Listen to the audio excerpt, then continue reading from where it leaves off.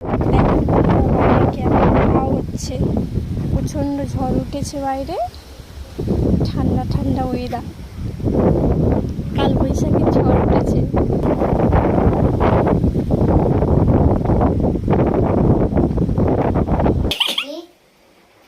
বৃষ্টির ওয়েদারটা দেখে মনটা বেগুন ভর্তা ভর্তা করছে, তাই আজকের আমাদের রেসিপি বেগুন ভর্তা। বেগুনগুলোকে আমি কেটে ফেলেছি, এবার কি নুন হলুদ মাখ, বেগুনের গায়ে হলুদ পরবো, বেগুনটাকে এবার নুন হলুদ মাখানো হয়ে গেছে। এবার একে ভাজবো হালকা করে।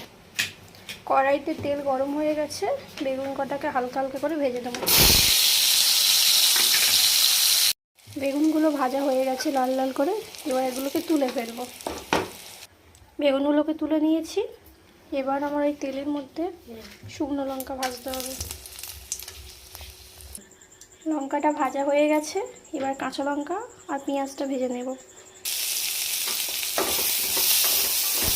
হালকা করে ভেজে নেবো। কটা রসুনও দিয়েছি আমি, একটা দুটো রসুন কুচি।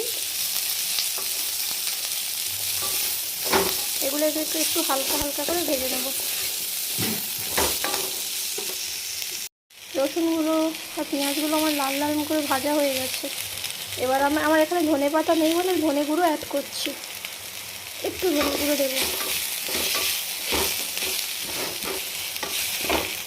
পেঁয়াজটা আমার ভাজা হয়ে গেছে, এই রসুনটা, এই বেগুন, নুন আর সর্ষের তেল, এবার একে ভালো করে মাখাতে হবে। নুনটাকে একটু কম পরিমাণে নিয়েছি, কারণ আগে তো নুন দিয়েছি তাই।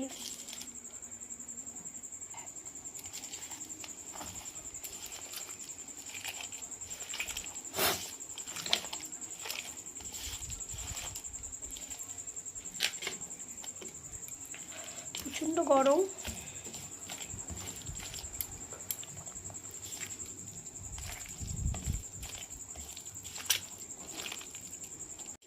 দেখো আমাদের বেগুন ভর্তা রেডি। আপনারা চাইলে কাঁচা পেঁয়াজও ব্যবহার করতে পারেন, আমি ভাজা পেঁয়াজই দিয়েছি।